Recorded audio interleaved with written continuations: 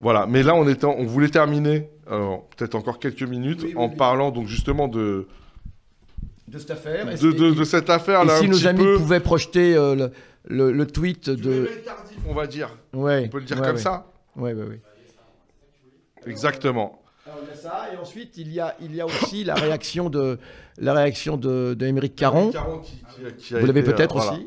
Et en fait, la réaction d'Aymeric Caron exprime un peu le sentiment que... On partage le sentiment d'Aymeric Caron, en fait. Alors d'abord, solidarité à Aymeric Caron, qui a encore été agressé, avec menace de mort, agression très grave, qui a été filmée d'ailleurs. Hein, qui a été filmée en direct par des soutiens de l'armée génocidaire sioniste, qui ont agressé en pleine rue Aymeric Caron, qui l'ont menacé, un homme qui, en l'occurrence, a menacé de mort, je crois... il l'a menacé à plusieurs reprises. Contre vous. Non, c'est une chose à foutre. Il y a tellement de gens qui disent des choses comme ça. Vous êtes habitué? Ah bah ouais. Bon, rencontrer des gens comme vous, un petit peu nerveux, un petit peu violents. Ah bah non. Appeler à tuer quelqu'un, vous savez, ça a quand même encore un sens, les mots. Oui. Pourquoi? Pour quelle raison? Pourquoi donc? Que je vous en veux. Je sais pas, dites-moi. Et à votre avis? Je sais vous pas, qui moi, êtes parfait. Je suis pas dans votre tête. Vous qui êtes parfait. Je suis pas dans votre tête. Heureusement. Alors vas-y, dites-moi. Pourquoi vous voulez me tuer? Allez, dites-moi. Par plaisir. C'est vrai? Par bonheur. Par joie. Par joie de tuer des gens? Je passe, vous avez demandé, vous dites celui-là il faut le tuer. C'est vrai ça que vous avez dit? Ouais. C'est grave de dire ça. Alors allez, expliquez-vous. Expliquez-vous quand même. Non, c'est intéressant, vous voulez tuer un député, donc pourquoi vous voulez le tuer? Vous êtes député? Eh oui. Non, malheureusement. Bah alors pourquoi vous voulez me tuer alors? Par plaisir, je vous ai répondu. Et c'est quoi votre plaisir? Bon, allez, il est retraité. Il a toute sa tête? Il est retraité. Et il a toute sa tête? Oui, apparemment. Donc quand Ouais, on nous entend. Donc voilà, hein, c'est ça la vidéo, Youssef. Pas, mais bien évidemment, c'est en rapport avec l'armée génocidaire, hein, c'est clair. C'est cela que Moi, subit... je pense qu'il y a ça, et puis il y a aussi le fait que la France Insoumise est perçue, à tort ou à raison, comme le parti des parti des musulmans, comme disait notre ami, le parti des Arabes. Et je pense qu'il y a tout ça qui est mélangé, je pense. Et même cette rencontre entre les pires sionistes et les pires fachos actuellement, c'est ça. C'est une sorte d'arc réactionnaire, raciste et islamophobe. Et justement, comment tu analyses le fait que des personnes comme Delphine Orvillers, comme Johan Sfar et comme Anne Sinclair qui soutiennent le génocide depuis, j'allais dire, depuis toujours, là, ressentent le besoin d'atténuer, d'édulcorer un peu leur discours, de dire que là, peut-être, on va peut-être trop loin. Comment tu l'analyses? Comme Aymeric Caron l'a très bien écrit dans son tweet de réaction, c'est qu'effectivement, eh bien, il le dit très bien, regardez, aujourd'hui, plus personne ne peut ignorer ce qui se passe à Gaza. Plus personne ne peut ignorer comment les cadavres, malheureusement, sortent du placard, si je puis dire, ces pauvres cadavres, que Dieu ait leur âme. Aujourd'hui, ils sont confrontés à quelque chose, c'est-à-dire qu'ils se disent, voilà, on va plus pouvoir soutenir par en dessous l'entité sioniste, Israël, on va peut-être en subir des conséquences. Alors il y a d'une part pouvoir dire demain, parce que vous savez, on va avoir des révélations incroyables. Quand je l'espère, cela va se terminer heureusement pour les Palestiniens, on va avoir des révélations encore plus dingues que ce qu'on imagine. Il y a la revue Lancet, dont on a déjà parlé, qui est une excellente revue, une revue très sérieuse, une revue médicale de référence au plan mondial. Et la revue Lancet parle aujourd'hui de 100 000 morts. Elle dit il y aura certainement 100 000 morts. C'est pas pour rien que cette revue le dit. C'est basé. Et donc, ces bonnes âmes, ces prétendues bonnes âmes, Orvillers, rappelons qu'Orvillers est quand même rabbin.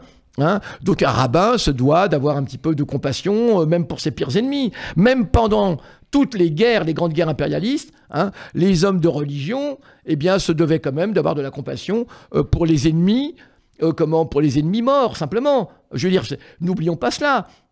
Eh bien, là, on a vu que rien du tout. Madame Orvillers s'est tue. Et d'ailleurs, elle le reconnaît. Elle dit, sans doute, je me suis tue de façon... Et puis elle a toujours pris le soin de, j'allais dire, de ne pas reconnaître, en fait, la qualité de victime. Tu vois, des morts palestiniens. Oui, c'était pas des victimes, c'était Hamas, comme ils disent. Hein, c'était Hamas, comme ils disent. Pensons également à Corsia. À Corsia, du consistoire, le grand rabbin de France, Corsia lui-même, qui avait déclaré, en gros, qui avait évoqué le fait de finir vite le travail.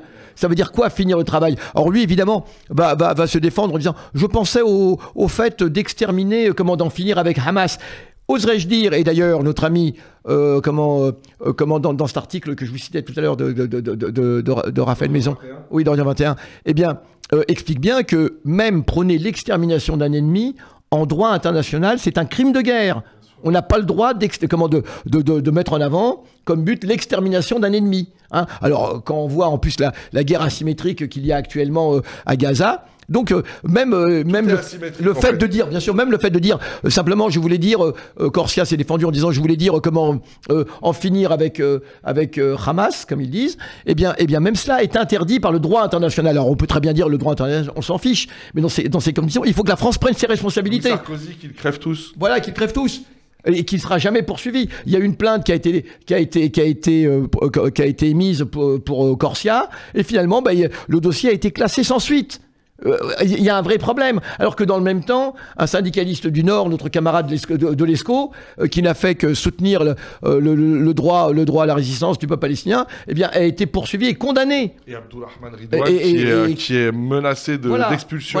Voilà. Les pro-génocides n'ont aucun problème. Alors, Madame Horviller, et puis Johann Svar, le dessinateur, c'est ça, voilà, et Anne Sinclair. Dessinateur de BD. Anne Sinclair, grande habituée du soutien à l'État d'Israël depuis les années 80, dans son émission à l'époque 7 sur 7, je me souviens, elle disait des dingueries, cette Anne Sinclair. Hein. Or, tout d'un coup, ils se disent, ça va être terrible, on va apprendre des choses épouvantables, et là, on va être peut-être mis en accusation. Alors, accusation morale, les gens diront pourquoi vous n'avez rien fait, mais je rappelle que tous ces gens qui ont soutenu l'armée génocidaire sont passibles de poursuites. C'est pas parce qu'aujourd'hui, ce n'est pas le cas, parce que la justice française, a choisi, une grande partie de la justice française, pas entière, a choisi son camp. Le camp impérialiste, le camp des génocidaires. Mais ce n'est pas pour ça que demain, il n'y aura pas de retournement. On a vu des retournements. Confrontés au droit international, confrontés à une réprobation morale et judiciaire internationale, sans doute que la justice française sera obligée de faire volte-face et cessera de poursuivre en justice de braves gens qui n'ont fait que soutenir la juste lutte du peuple palestinien et être indignés par ces massacres. Ce génocide organisé. Donc ils se disent peut-être qu'il est temps de dire on a protesté. Oh, ça n'ira pas plus loin. C'est ce qu'on appelle des larmes de crocodile. Mais diront voilà, non, on a quand même protesté après 2 ans de génocide. Tout à fait. Mais moi j'y vois aussi une dimension perverse. C'est-à-dire que c'est aussi un moyen de récupérer la parole, de confisquer la parole à ceux qui soutiennent le peuple palestinien depuis le début. C'est-à-dire que en gros, c'est de dire, c'est nous la vraie gauche, la gauche, j'allais dire, respectable. Voilà, c'est ça. Et vous, en fait, votre discours qui est trop radical, en fait, ne permet pas à la masse d'accepter la défense du peuple palestinien. Et en nous écoutant, nous, en disant que, ah oui, regardez, on pleure pour le peuple palestinien, mais alors que ça fait depuis quasiment 2 ans qu'on a détourné le regard, mais avec aussi un soutien médiatique, parce qu'il y a aussi Léa Salamé qui légitime en disant, voilà, enfin des voix s'élèvent. Oui, c'est ça. Comme s'il n'y avait personne qui parlait depuis quasiment 2 ans. Elle dit, ça commence à bouger. Voilà, depuis quasiment 2 ans. Et quand on sait que derrière tout ça, il y a aussi Place Publique, Glucksmann, etc. C'est toute une nébuleuse. Le Printemps républicain, etc. Reprendre la main. Leur idée, c'est reprendre la main. Tout ça, en fait, et il ne faut pas se laisser endormir par Horviller, par Anne Sinclair et consorts. Tout ça, ça fait partie d'une stratégie qui vise à corneriser la France insoumise en vue des échéances électorales futures et de les empêcher de faire, on va dire, de continuer le travail qu'ils sont en train de faire. Raison de le dire, parce que, autre exemple, Karima Delli, députée des Verts européens, d'accord, des députées européennes, des Verts, qui n'a jamais brillé par son courage dans la défense du peuple palestinien, c'est le moins qu'on puisse dire, qui aujourd'hui se sent obligé, qui se sent vraiment encouragé et qui reprend le tweet d'Horviller disant peut-être, elle est toute contente et elle dira regardez moi aussi j'ai. Oui, j'ai relayé le tweet d'Orviller. C'est incroyable, ça. Voilà, mais Youssef, même Ruffin... C'est une écoute tentative de la gauche poulie de écoute- reprendre la main. Vas-y. Écoute-moi, même François Ruffin Ah oui. a retweeté Orviller. D'accord. En disant, voilà, la même chose. Oui, voilà, les voix humanistes s'élèvent, nanana. Et tu sais ce qui s'est passé? Bah, elle l'a cornérisé. Elle a dit, non, mais ne te permets pas de récupérer... T'as pas tout mon lu, truc. je disais. Voilà. Il n'est en pas gros, assez halal, tu vois. voilà, je disais- Même Ruffin, Oui, qui oui. quand même, on peut pas l'accuser d'être un antisioniste et un pro-palestinien, j'allais dire, acharné. Oui. Et ben même ça, c'est trop pour... Il s'est fait pour mettre un Orviller. index. Oui, parce qu'elle dit en dessous, mais t'as oublié de dire que j'écris tout mon amour pour Israël ensuite, etc. Oui. C'était, franchement, je trouve que c'était une belle parabole justement de ce que cette gauche produit. C'est-à-dire que ils pensaient pouvoir se racheter, tu vois, un petit peu une crédibilité pro-palestinienne en soutenant, mais sauf que, voilà, le mec, il est tellement à côté de la plaque qu'il sait pas que, vraiment, là, c'est la dernière personne dont il faut se réclamer pour pouvoir être un soutien de la Palestine crédible, quoi. Oui, Donc, Ruffin, ferme ta gueule. Alors, il y a notre ami aussi, Eyal Sivan, qui a fait un post très intéressant, si vous allez sur la page. Qui ça Eyal Sivan, D'accord. notre ami réalisateur, hein, Bien sûr. qui a fait un post très intéressant sur sa page Facebook, plusieurs posts, par rapport à ces larmes de crocodile, Commandeur Villeur. Je l'ai pas lu, mais j'ai hâte si jamais on le trouve, ça serait cool. Oui, Et comme ça, on finira voilà, là-dessus. Il suffit d'aller sur la page d'Eyal Sivan, et il a fait ça va peut-être être difficile, mais En tout cas, Youssef, Oui. c'était un live, j'allais dire, un peu en freestyle, mais qui était très sympa, notamment avec nos invités. extraordinaire. Je trouve qu'on C'est a, des voilà, jeunes on a passé extraordinaires. une bonne soirée, les deux jeunes, et puis Ousmane Timera, Oui, qui est venu, qui Ousmane avait... Timera, qui était Voilà, formidable aussi. je trouve qu'il a posé une question. Voilà, je pense pas qu'on ait complètement répondu parce que Non, c'était non, pas bien sûr, l'objectif, le mais débat est ouvert. j'ai trouvé ça intéressant qu'il amène ce débat Ouais. et que ce débat il puisse vivre tout à dans nos espaces.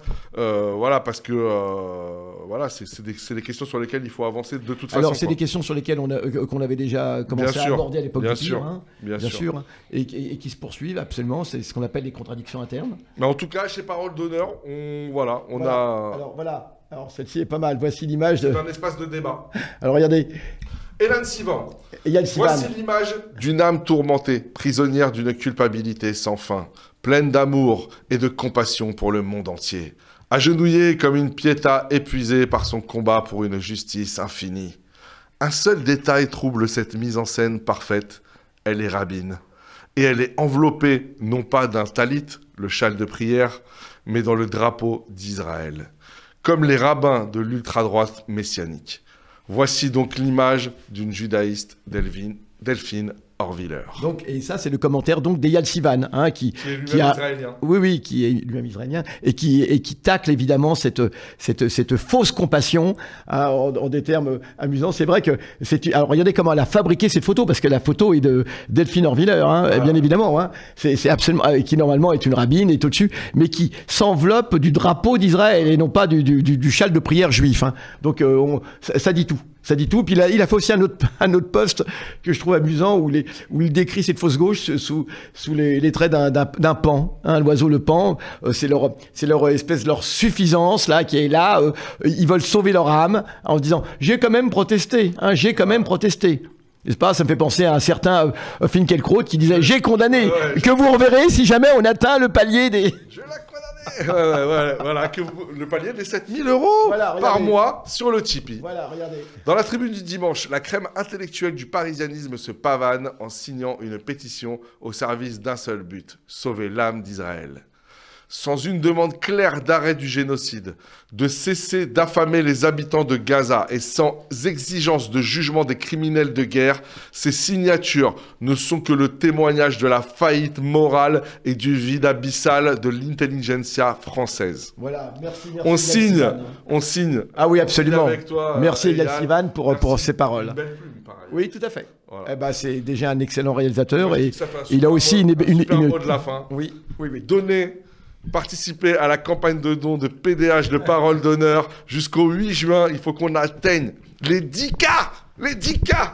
Et soyez là demain au meeting de soutien à l'urgence Palestine, la jeune garde antifasciste où interviendra Sabrina. Soyez là mercredi soir au Relais Pantin à la soirée PDH en freestyle avec Youssef et toute la team. Et soyez là jeudi à 12h30 à l'amphi Condorcet, voilà. Aubervilliers de Sciences Po, à l'appel de Sciences Po Palestine. Voilà, pour commémorer la Nakba.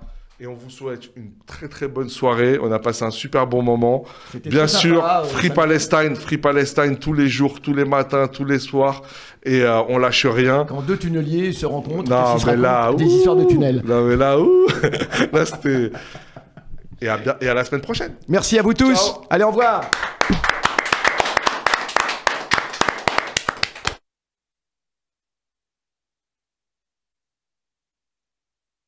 La situation du monde n'a jamais été aussi claire. La crise morale de l'Occident est en phase terminale. Alors que la destruction de la planète et du vivant est à son paroxysme, les empires capitalistes, Trump à leur tête, poursuivent sans vergogne leur projet écocide. Alors que nous assistons avec effroi au génocide des Palestiniens, nos dirigeants continuent d'apporter leur soutien à Netanyahou et à l'industrie de l'armement. Alors que les mouvements sociaux se battent contre la casse de l'État social et démocratique, les classes dirigeantes européennes et états-uniennes encouragent le fascisme. Pendant ce temps, toute forme de résistance est criminalisée. C'est le triomphe de la post-vérité. Les fascistes sont des justiciers, les racistes des antiracistes, les antisémites les amis des juifs, et les génocidaires, des militants de la paix. Jusqu'ici, le camp du bien brouillait les lignes. La social-démocratie vendait du rêve et feignait de combattre le capitalisme. Aujourd'hui, les lignes sont nettes. Il faut choisir son camp, PDH a choisi le sien. Depuis 8 ans, PDH est un média décolonial indépendant, ancré dans les luttes antiracistes et anti-impérialistes. Un média fondé par le pire, en fidélité au combat de nos anciens et tourné vers les batailles à venir. Pas d'intimité comme vous faites avec d'autres. Christine Quetro a l'attitude de parler, de donner des ordres. Il s'imagine que je suis encore un indigène et que le temps des colonies n'est pas terminé. Parce que le temps des colonies, il est terminé, monsieur Quetro. Il faut entendre la douleur de madame. Elle est porteuse. Ça n'est pas une douleur. Bon, d'accord, d'accord. Mais je vous propose une analyse.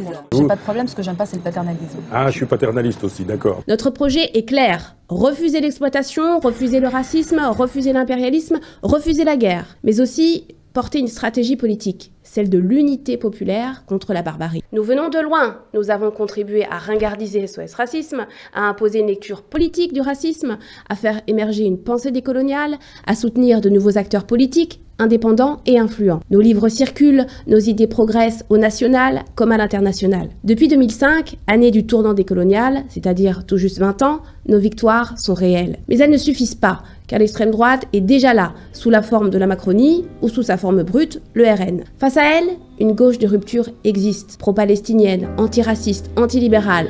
Elle fait peur et c'est bon signe. Si elle s'organise, si elle s'appuie sur un mouvement social puissant, alors tous ensemble, nous pouvons gagner. Dans la rue, au municipal, au présidentiel.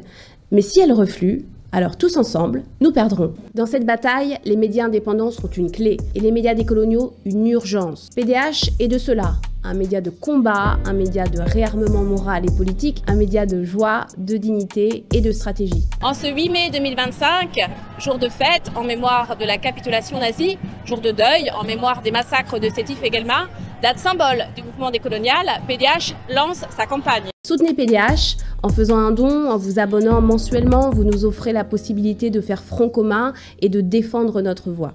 Notre camp, c'est maintenant qu'on le construit.